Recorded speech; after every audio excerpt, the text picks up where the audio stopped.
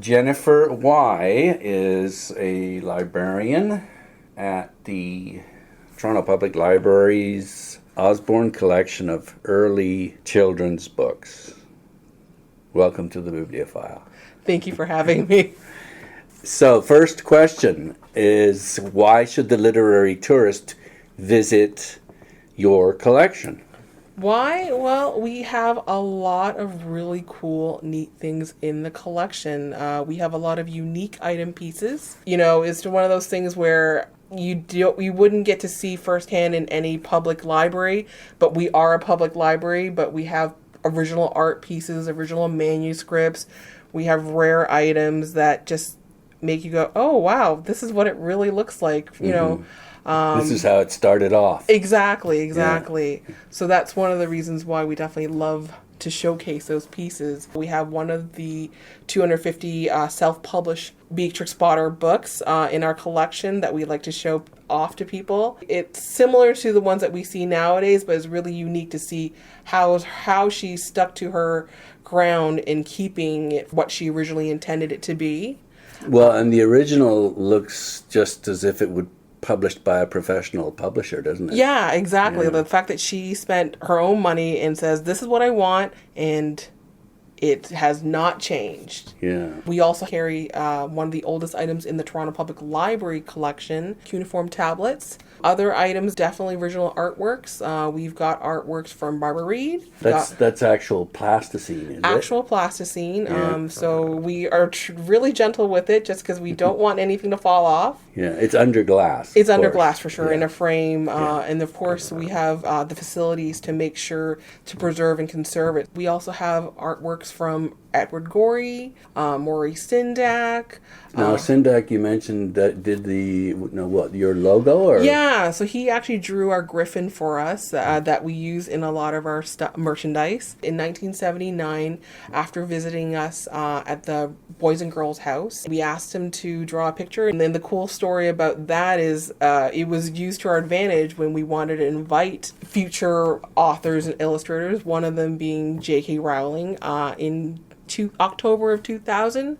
She was invited to the department. Do what? Just because we actually have lectures 3 times a year. Okay. So we kind of wanted her to come to one of our fall lectures. to be the lecturer. To be the lecturer. Initially, her people... Yeah, her people. She had people. She had people at that then. point because she was huge already. She was right? already huge. Yeah. Basically, her people said no because they wanted her to write more books and continue writing the series. We were in the no pile, and somewhere in that no pile, she just saw our envelope that had a picture of our Maurice Sendak Griffin. And she picked it up, and she's like, read the letter, and she's like, I'm interested in coming down. So it was agreed that she would come to visit, but of course, she just got too famous and was pulled from our visit just because it made sense to have her do a visit at the current Rogers Center, but at the time it was called Skydome, to do a huge reading event. But she ended up doing a secret visit because she still wanted to see the collection, and she was kind enough to do so and sign and draw a little drawing for us as well. So it was a really nice treat to have her come in. Very nice and memorable trip. Okay.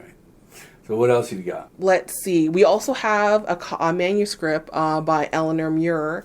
And Eleanor Muir isn't a famous author or illustrator, but she is a very well-loved aunt that basically in 1831 decided to translate into paper and pen and into book form of the story of the 3 bears.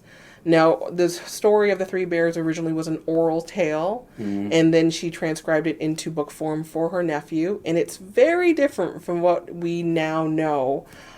Without spoiling the story, the main character, as we know nowadays, is Goldilocks, but the story in Eleanor Muir's is Silverlocks. It's an old woman then. An older woman. And her end isn't quite as pleasant. No, a lot of fairy tales are quite grim. So you've got the original handwritten manuscript, and the actual little paintings that she did to accompany it. Did she go ahead and then get that published with a publisher? Or? No, it was just a gifted down to her nephew. someone has identified that as the first example? Yeah, just by the date that she had included in it. I think she was sometime in September 1831. Hers was the first written documentation of that. Okay. What else we got? We definitely have a great collection of pop-up books. Yeah, and that's something that's close to your heart. It is close to my heart, just because that's how I came to know about the Osborne Collection itself. I personally collect pop-up books, and in 2012, Matthew Reinhardt, which is a very famous paper engineer, he was here for a lecture, and he was able to sign the books that I carried. And which books were those? One of them was definitely the Star Wars ones that he has done. Is that what he's best known for? No, he's known for just so many. He keeps on creating so much content. Okay. One of his fairies books, and also another, I think it was the DC superheroes one. That's pretty cool. I have to show you sometime. What other really cool things that we have in this collection? Sorry, what was the name of the very kind of early pop-up movable picture books? Yeah, we have a lot of copies of Lothar Meggendorfer, who is also a well-known paper engineer in his own right. The Movable Book Society actually have an award named after him. Okay. We have a couple of originals. We show off the facsimiles just because it shows the actual movement of the books. Mm-hmm. But it's really cool to see 100 to 200-year-old pop-up books. Things that I don't have in my collection, but this is as close to having it. What about, I'm thinking of Noddy and Rupert the Bear. Does that ring a bell with you at all, those two? I'm not super familiar with them. Okay. We probably do have them. We have all the colored fairy Andrew Lang books. People love seeing them all laid out. The spine is nice. Exactly, especially the blue one being a really big favorite. Mm. We also have a really cool letter written by Andrew Lang's wife, Leonora, or Nora as she's named, where she has actually told somebody in the letter saying, no, like, she is known for helping writing the book, but she has stated in the letter saying, I actually was more than just a helper. I did a lot of work in there. Sounds typical. The wife or the woman doesn't get as much credit as she deserves. Yeah, exactly. Yeah. So it was one of those things where she threw in her 2 cents saying, nope, I actually did do a lot of work. And you've got this letter? Yeah, we acquired this letter. So who's the letter written to? I'm actually not sure. Her penmanship is a little hard to read. Okay.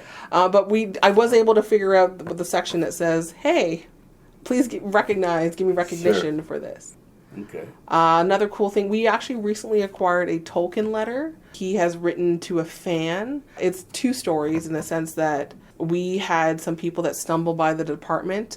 These teenagers over the summer were in the middle of a break, and they stumbled upon our department. They were looking at all these old items that they have never seen before. And I was like, oh, I don't know if you're a fan of Tolkien, but we have acquired this letter recently. And basically he's writing to one of his fans. And the fan had written to him in like fairy speak or something. Okay. And Tolkien obliged and wrote back in Middle English. In Middle English, yeah. And I was like, are you a fan? He's like, I'm a super fan. I was like, oh, how are you a super fan? And he pulls up his necklace that has a copy of the Lord of the Rings ring. Okay. So that was a really sweet moment. So when did the collection, was it someone that donated their collection to start it off? Or how did that happen? So how did it all happen was it started with the librarian Lillian H. Smith. Now, she was born in 1887, and what she's known for is she's actually the first officially trained children's librarian. So what had happened was in 1912, Toronto Public Library recognized that there was increasing demand for children's services, and the chief librarian at the time, George Locke, recruited Lillian H. Smith to say, hey, you sound like someone that would be perfect to be the head of that department of children's services. So she was hired in 1912 Her career spanned for 40 years, from 1912 to 1952. Mm-hmm. And during that time, she started training librarians, building collections for it, programs around it. She was able to establish 16 branch libraries to have a children's section.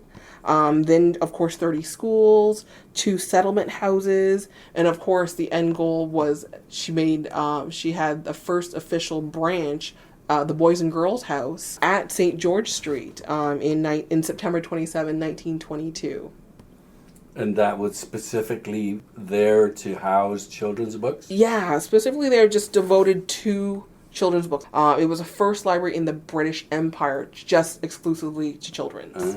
Okay. So definitely a force. The British librarian, Edgar Osborne, had heard about her, and he was just someone had heard of her because he had a personal passion of children's books himself. In 1934, he came to Toronto to visit and meet with Lillian H. Smith at the Boys and Girls House. What had happened was, they were comparing notes. They clearly had hit it off.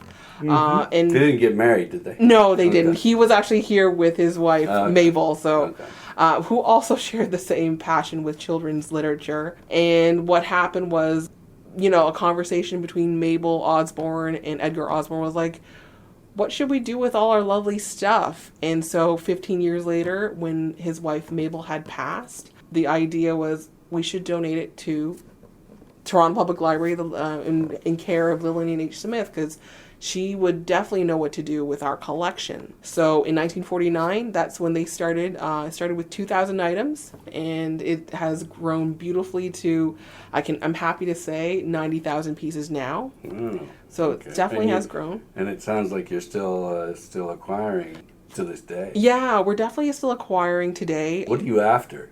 What do we... so many things. It's really hard to pinpoint.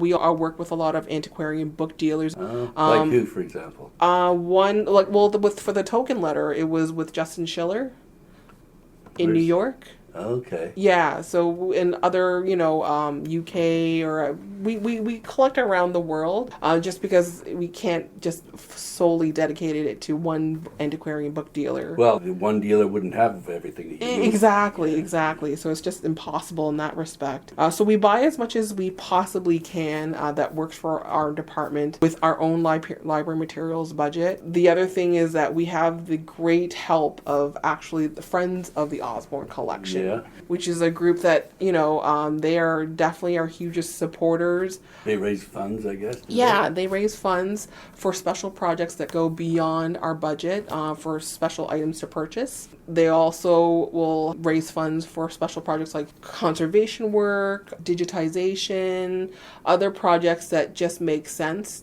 to help supplement the collection. Okay. Yeah.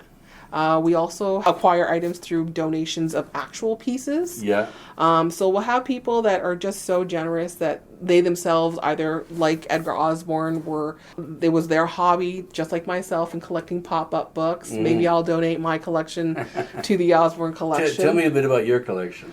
I have about 50 pieces. Okay. I had to stop because the casualties of being a librarian, you just run out of shelf space. And pop-up books, they take a lot of shelf space, but I'm in the fortunate position to be in a department that also collects them. So this is now my surrogate shelving space in some ways or another. Yeah, in other words, you get to use someone else's money to buy the stuff? Yeah. You don't own it, but I don't own it. You get the fun of going after it. Yeah, and I think the other pleasure that I get out of it is I get to share people look to see these items, because they don't get to see them in the regular branches or handle them and see them face to face as much as you would in a normal branch. And to be able to see it here in fairly good condition, they are able to actually handle it. Mm-hmm. So we do have people that donate their own personal pieces through their childhood or through their own personal hobby. We also have illustrators and authors themselves who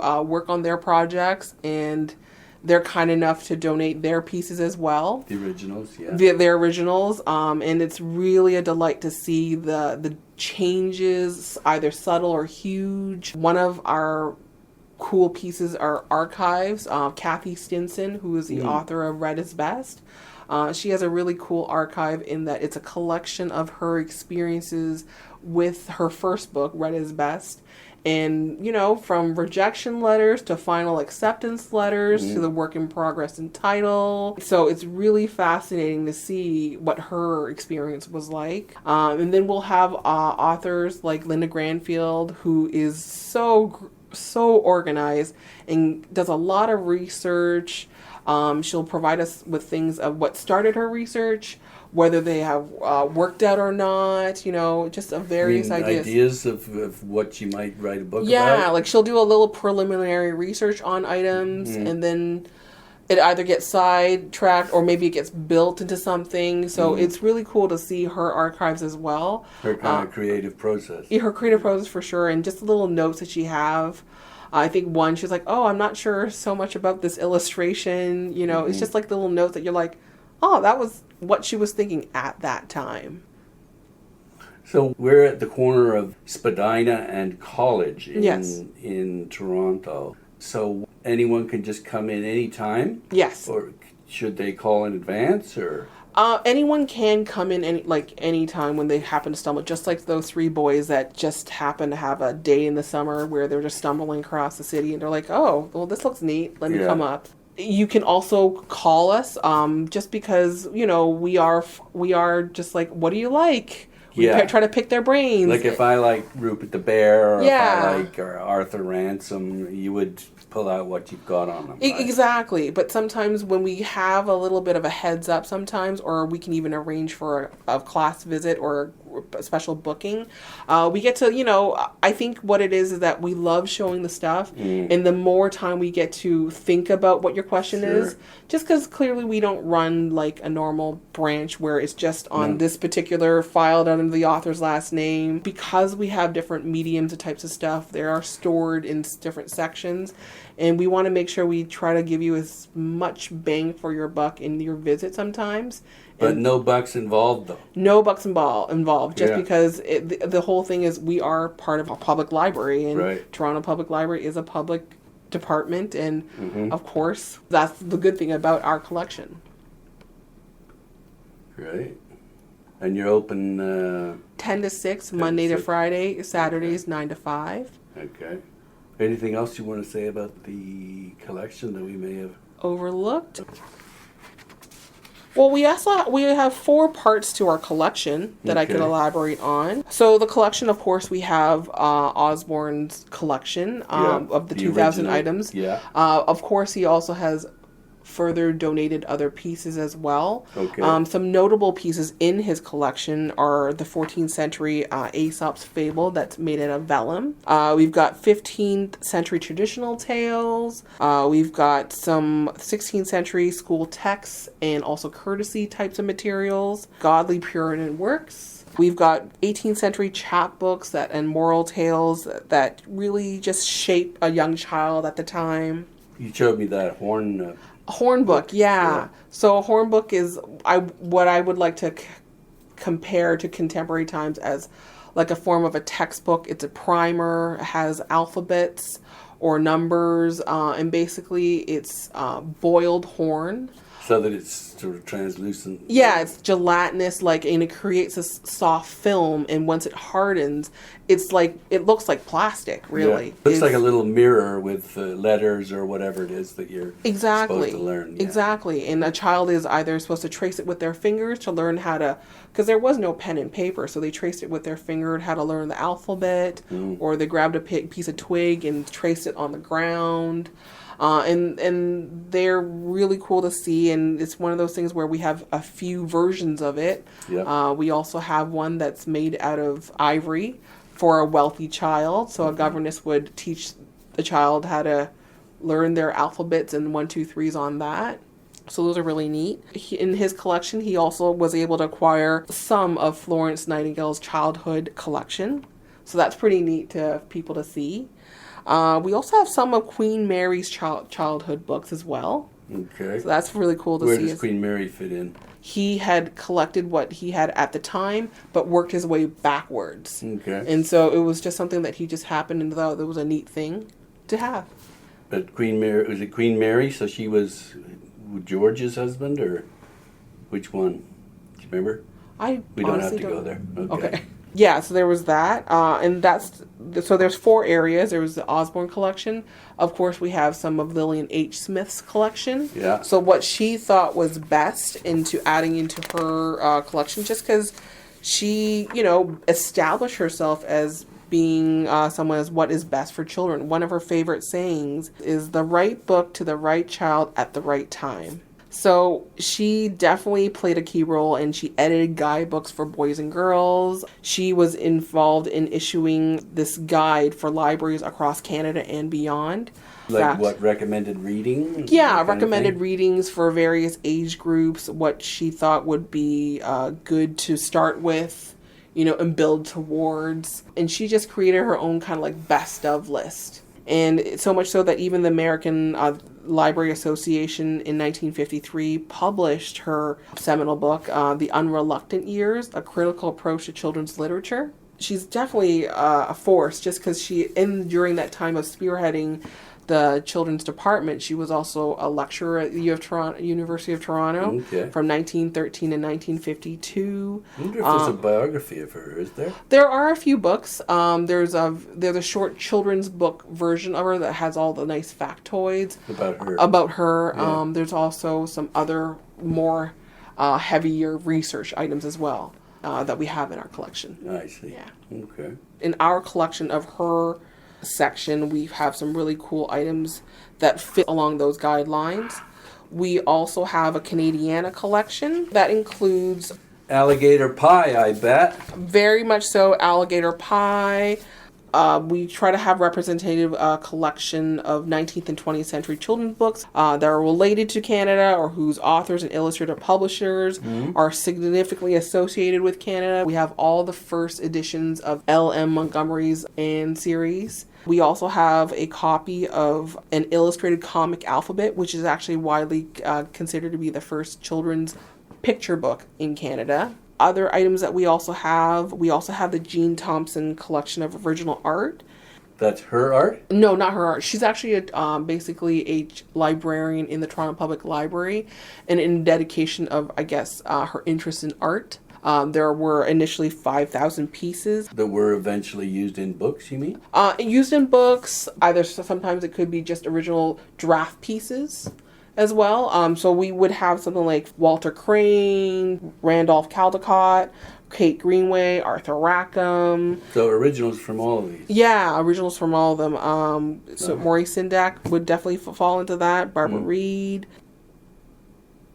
Wow, so that's a long list of reasons. Yes. For the literary tourist to come and visit the Osborne Collection of early children's books.